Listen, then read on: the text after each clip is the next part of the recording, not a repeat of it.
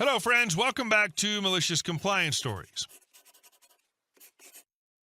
All right, today's story is for anyone who's ever been blamed for someone else's mess up at work. But before we begin, best way to support our channel is to leave comments, like, and subscribe with the turned-on bell so you don't miss the new video every single day.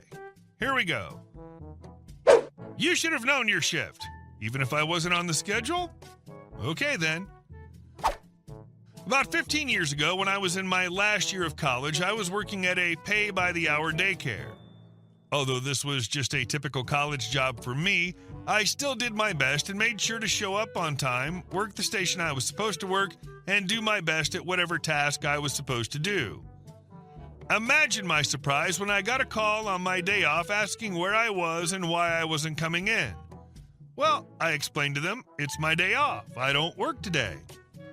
That's when I was informed that my name is on the schedule and this would be treated as a no-call, no-show. That means a disciplinary write-up.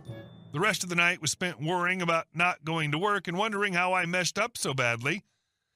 I come in to work on my next shift where the manager and assistant manager proceed to give me the write-up. They condescendingly show me the schedule like they're going to show me how to read it when I noticed that the person who normally works the shift I missed had their name crossed out and my name put in their place. I pointed this out to them and they explained that on the morning that I missed my afternoon shift, the original person called out and I was slated to replace her. They didn't call me to let me know or I would have happily come in for the extra cash. Naturally, I was a bit hesitant to sign a write-up because they changed my shift and didn't tell me. At this information, the manager simply said, "It's your responsibility to know your work schedule. Even if you change it the day of and don't call me?" I could see the wheels turning in their head when they doubled down and said, "Yes, you are an adult, this is the real world, and you are expected to know when you are scheduled to work. You should have called to double-check your schedule." So, malicious compliance time. There were 3 main shifts at this daycare, morning, afternoon, and evening. I called before every single shift of every single day. I called on days that I was supposed to work and on days that I wasn't. After all, as a responsible adult, it was my responsibility to make sure my schedule didn't change, right? Hi, this is OP. I'm just calling to double check if I'm on the schedule for next shift. My copy says insert time I'm supposed to work. It didn't take long, although longer than I thought it should, for them to call me again into the office and tell me they would call me from now on should the schedule change. Sometimes I wonder what happened to them until I remember that IDGAF. Edit. A lot of you are asking if they removed the write-up when they realized they were wrong. No, they didn't. Which is why when I gave my 2 weeks notice, I didn't exactly leave gracefully. Your reaction was honestly the perfect balance of passive-aggressive and professional. It's the kind of malicious compliance that really shines, because it doesn't break any rules. It just exploits how dumb the rules are when followed to the letter. And our second story. When taking a dive on a test worked out better for everyone. When I was in college, I took a class with this gem of a professor. On the first day of class, he asked how many people thought they would make an A. This being a tough engineering school where a C actually was average, something like 5 students out of a class of 60 raised their hands. He then announced that's how many A's he would give out that semester. All of our tests for that class were multiple choice exams we took online. We were allowed to refer to our notes during the test, and we were allowed to study from old tests as long as we didn't refer to the old tests during the exam. Fair enough. I studied for the first test, but didn't have access to any old exams, so I did fine, but not great. By the time the second exam rolled around, I'd made a friend who was in a fraternity that had multiple copies of old exams from this professor. We and a couple of others took advantage of the rule, allowing us to study from old tests. We quickly discovered that on these 50-question tests, the professor had a repertoire of about 75 questions he pulled from. On the first copy of the test we studied from, we took the time to work through the answers to make sure we understood. By the time we got to the fourth copy, we could answer before we even finished reading the question. Exam time rolls around, and just as with previous years, he pulled from the same pile of questions. I think it took me 12 minutes to answer everything correctly. In hindsight, I probably should have let the clock run for a bit. We had an hour, but I went ahead and submitted it just because I had other things to do. I checked in with the others I studied with the next day, and all of them had gotten 90% plus. Sweet. Definitely using that plan for test 3 in the final. The next day, we all received an email from the professor letting us know we were being reported to the dean for an honor code violation. He claimed he had never had anyone make better than an 80 on one of his tests before, so the fact that we all made 90% plus was clear proof in his mind that we cheated. This being an engineering school, we were all nerds who were pretty scared about receiving such an email, but we agreed the best course of action was to talk to the professor before he went to the dean to tell our side of the story and see if we could sort things out. We reached out to him, and he agreed to meet with us after class. When we met with him and laid out our case, he was surprisingly receptive to our explanation. I think in reality he didn't want to go through with the hassle of reporting us to the dean, so we left the meeting feeling pretty good and agreed within our study group we would keep studying from the old tests. Well, about a week before test number 3, this guy announces to the class that because some of us had found the previous test so easy, the next one would have twice as many questions in the same amount of time. Being the cheeky SOB I am, I asked him as I was leaving class what would happen if someone made 100 on this test. "God help you on the final," was his response. So we used the same approach in studying for the test and found the same pattern of a limited set of questions. Of course, in addition to the extra questions, he had promised all of the questions on this test would be new. So while we again got to the point we had the questions and answers memorized, we tried to make sure we understood the concepts as much as possible to deal with what we expected to be his wrath. Test day comes around, and lo and behold, 87 of the questions are pulled directly from old tests, 10 are from a guest lecture where he basically pulled the question and answer directly from the slides, and 3 were filler questions like 1 + 1 = and the earth revolves around the sun, true or false. I knew I had everything right. I also knew I didn't want to screw myself and everyone else for the final. I purposely answered the filler questions incorrectly, so if he looked at the results, he would know what I had done. I got my 97. I never heard from the professor about the third test, but I like to think of him rage scrolling through the results. I don't remember details about the final, but I do remember the format being the same as what had been announced at the beginning of the semester.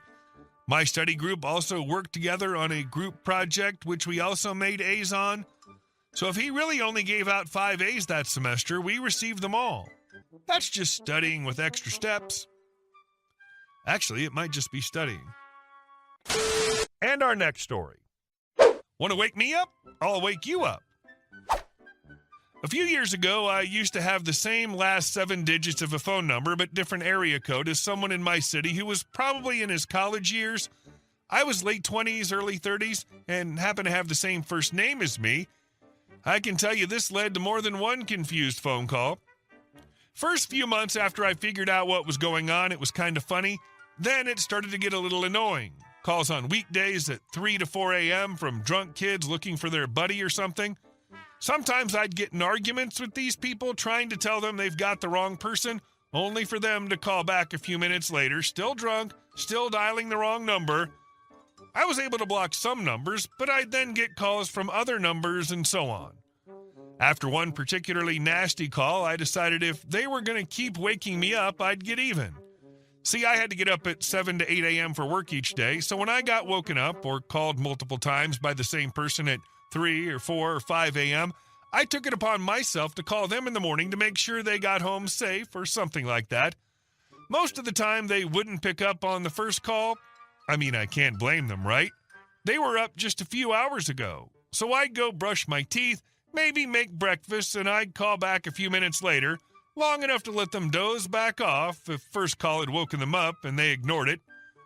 This would rinse and repeat until I got someone on the line. Usually it was an extremely groggy, "Oh, God, I'm hurting so bad, hello," or a PO'd guy who the F is this at this hour, that sort of thing.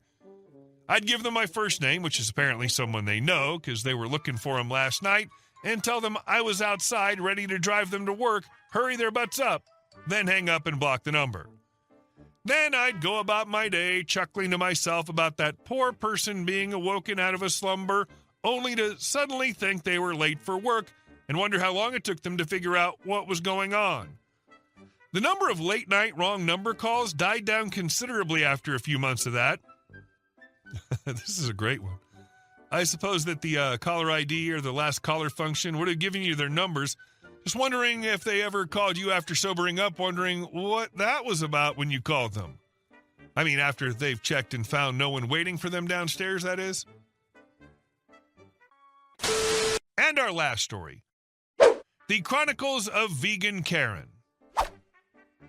So let me tell you about the time our quiet suburban street got turned into a courtroom drama thanks to none other than Vegan Karen, a woman with a nose so sensitive it could probably be weaponized. Karen lives a few doors down. From day one, she made it very clear that she's vegan. She's passionate, and she absolutely does not believe the phrase, live and let live. Unfortunately, her two neighboring households didn't get that memo. The saga began back in 2018 when Karen declared war, not on factory farms, but on her next-door neighbors, the Smiths, a.k.a. Mr. and Mrs. Neighbor, and their two incredibly sweet kids. Their crime? Hosting backyard barbecues and, brace yourself, cooking meat and fish. They put the grill there on purpose, Karen once told a local paper, gesturing dramatically at the fence line. All I can smell is fish. I can't go outside without being assaulted by the stench of burning flesh. To be clear, the Smiths weren't doing anything illegal. They had their barbecue set up in a pretty standard spot. Their kids played basketball after school, and once in a while, Mr. Neighbor had a cigarette on his patio. Basically, they were just living. But to Karen, this was personal. She filed an official complaint saying she couldn't enjoy her backyard because of the deliberately wafted smells. That's right, she claimed her neighbors were orchestrating meat smoke to drift into her backyard like a slow, savory assault.